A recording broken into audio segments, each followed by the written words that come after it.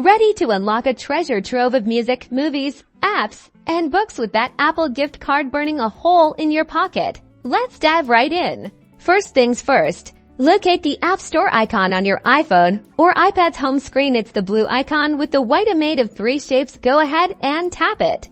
Once the App Store is open, look for your profile icon in the top right-hand corner of the screen. It's usually a photo or your initials. Tap on it. Now you're on your account screen. Scroll down a bit until you see the option that says Redeem Gift Card or Code. Tap on that. You'll likely be presented with the option to use your camera to scan the gift card, which is the quickest way. Point your device's camera at the gift card, ensuring the code is clearly visible within the frame. The App Store should automatically detect and redeem the code. If scanning isn't working, no problem.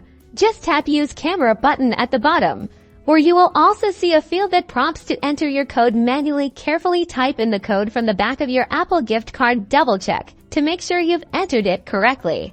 Once the code is successfully entered, you'll see a confirmation message showing the amount of the gift card being added to your Apple ID balance. Now you can use that balance to purchase anything from the iTunes Store: music, movies, apps, books. The possibilities are endless. Happy shopping!